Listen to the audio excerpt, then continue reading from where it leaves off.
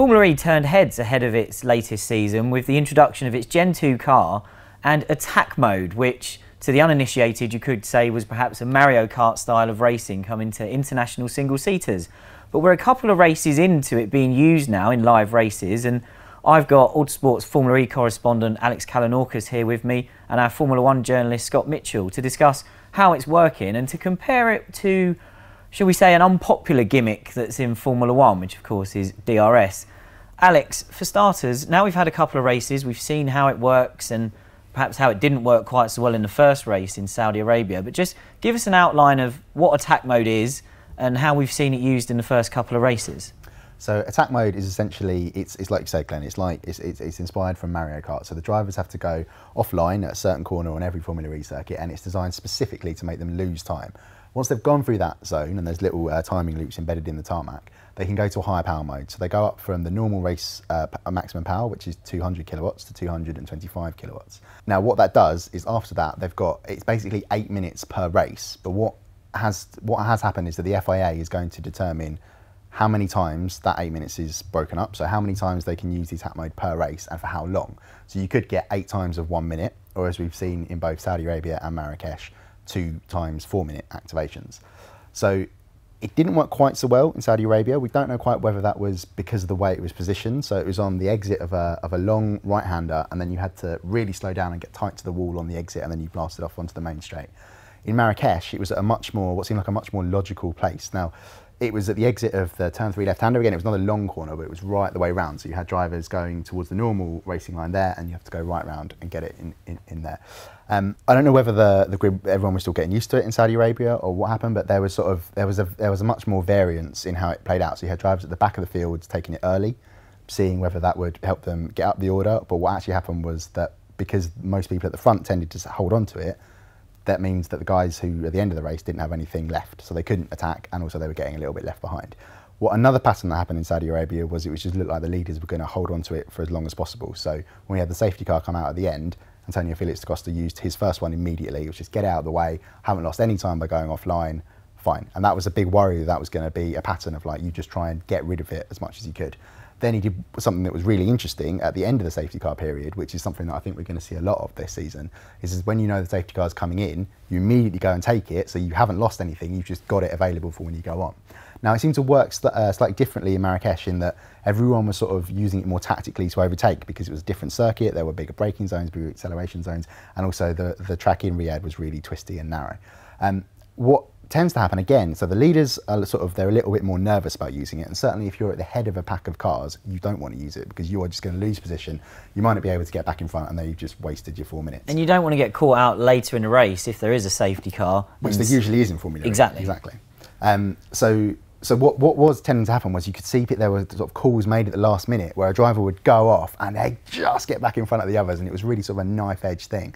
And it did seem to work out really nicely there. And it created a good sort of a sense of like periods of the race. So there was, this guy's got attack mode now, he's coming forward, and then the other one's going to come back, and it sort of played out really nicely. The safety car did sort of spoil that a little bit because it would have been interesting to see if it had just been a lights to flag green race. That would have been interesting to see how the tactical variances would have shaped up. But actually what we got in Marrakesh was that safety car produced an amazing one-lap shootout for the end of the race. I think it worked in Marrakesh a little bit more like it was designed to. So that's what it felt like, didn't it? It was definitely a lot more, right, okay, so we've got a few drivers doing things differently, it's working, it's slightly harder to make it work in a way because you do have to go to the outside of quite a fast corner, so there's a bit of peril involved in going out wide and taking it.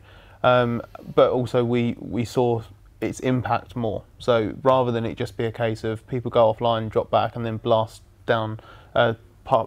past people in a straight line, where it just becomes, okay, this is a bit gimmicky because all that's done is put someone out of position and then they get back up into position and it's no better. Here it actually played a part in the race, and it's good because the whole point of attack mode was to be able to have some sort of strategic variant that replaced the mid-race car swaps that we've now lost, and I think it probably achieved that objective a lot more in Marrakesh than it did in the first race in Saudi. Now, when this was announced ahead of the new season, I remember, Alex, you were working on getting the story ahead of time. I remember being so sceptical. I thought that is I'm all for championships trying things, and I wouldn't object to a championship doing a legitimate attempt at reverse grids and that sort of thing. Let's see how it plays out in the real world. This felt, even to me, like a gimmick way too far. Were either of you two sceptical beforehand? Yeah, I thought, I was a bit worried about how it would actually work in practice. Like, in theory, when I thought about the idea, I thought this is okay, because even though I don't trust it, I trust the gag. Like, Alejandro Gag is just, like, he's like motorsport's equivalent of Midas. It's so annoying. Like, every time he backs something, you think, oh, come on, mate, it's a bit out there, isn't it? Like, that ain't gonna work. Like, it just works. Like, he just knows how to, he knows that judgment. And I know it's not him that necessarily comes up with the idea, and it's not him that necessarily has the final say, but if he approves it and it's sort of around him in a Formula E context, it seems to work. So Saudi was a little bit, I think with Saudi, I sort of thought, oh, maybe that's not as offensive as I thought it would be, and therefore it's a good thing, because attack mode isn't really for someone like me. It's not for us. It's not for Autosport kind of people, like die-hard motorsport enthusiasts. It's for a more casual fan who sort of looks at it and goes, oh, that's quite cool, I've played that on the Nintendo Wii. Other games consoles are available. Not many of them have Mario Kart. Are you still playing on the Nintendo Wii? Like, is it not 2009 anymore? Definitely not. So I just think it's like, it's worked so much better, and it was just nice in Marrakesh to get proper sort of justification of what that concept's meant to be. I would say I wasn't, you know, you're still sceptical about when you hear like, oh, it's inspired by games, etc., etc. But I was pleased that Formula E were doing something, because with the change to the Gen 2 car and getting rid of the car swaps, then there was no pit stops. Then potentially you could have got what everyone slates in Formula 1. Whenever we have an Australian Grand Prix that features 2 overtaking moves, suddenly we've all got to change it completely every year, and I'm sure that will happen again in March. So at least they were trying something. Again, I think Alejandro is a master of generating press for his series and getting people interested in it, which is why I think he said the Mario Kart line, because it immediately got people talking about it. But it also got, as we've sort of discussed before, you get that snap decision of like, oh well, that's rubbish. I'm not going to get involved in that sort of thing. But it does seem to have worked in practice. It's become a healthy tactical system. Scott, this has drawn comparisons from other people and from us at the start of this video to DRS in F1, just because it's another thing that's used to spice up the racing. Is it fair to make the comparison, or is DRS trying to serve a different purpose? DRS serves a different purpose. I really don't like DRS. And I also think that DRS doesn't and shouldn't exist in any championship other than Formula 1. Maybe, I think it seems to work fairly well in the DTM, because that's another championship that's aero-dependent cars that do struggle to race because of the size of the cars and the type of the racing. That's why DRS works in F1, that's why DRS is essential in F1.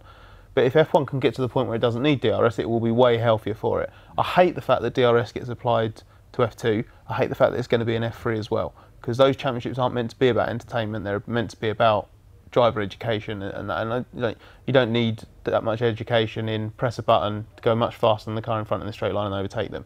In Formula E, you could argue that it doesn't need something like that because the cars aren't aero-dependent, so they don't need... They follow very closely. We've seen that exactly. in the first 2 races, haven't we? But the difference with Formula E is that they are on street circuits. It is naturally more difficult for them to overtake. The new cars are bigger. And I just think Formula E benefits from always being a little bit chaotic. There is something about Formula E that lends itself to being a bit more rough and ready, a bit more immature than F1. And attack mode is a brilliantly unique way of going about that. I mean, we've seen championships have push to pass and stuff like this before, but attack mode feels very Formula E, and it has worked for Formula E way better, I think, than it would work in any other championship. Well, that brings me to my final point, Alex. You have seen this up close in the races that you're covering. Should attack mode remain just in the somewhat weird and wonderful and out there world of Formula E, or should other championships start looking at it because of the way the Marrakesh race played out, which still felt like a legitimate motor race? So does that mean that this could work elsewhere? I definitely agree with not having it in the junior single-seater categories, because that should be about learning. But touring cars, it's got that written all over it. You know, you can... Okay, you wouldn't be able to go to a higher power mode, but you could, I don't know, it's just sort of like that offline little bit. It's almost British like touring car drivers are constantly in attack mode, aren't they? Well, but also BCC is evaluating this hybrid push-to-pass system for the future, so it could work like that. So yeah, so you'd have to do different technology approaches, because Formula E, it's easy to do just up the power modes or whatever. If World Rallycross is still around when it goes electric, or you know, whenever that's going to happen, that could be something they could add in as well as the Joker lap sort of thing. What I do think I wanted to say about attack mode is it's going to be very interesting to see when we get to tracks that are even narrower than Riyadh. So like Paris, for example, I don't think anyone's going to be able to get by with the bigger Gen 2 cars. So it's going to be interesting to see how, do you just not use it until the final 8 minutes of the race? Does everyone just use it at the end there? And that's when it becomes sort of tactically. But what I also like about it that I don't like about DRS is that it's limited. So while we have got it in the junior single seats categories, in GP3, certainly in 2017, it was limited. So they added that little tactical element that maybe that's something that the other series that use DRS could look at.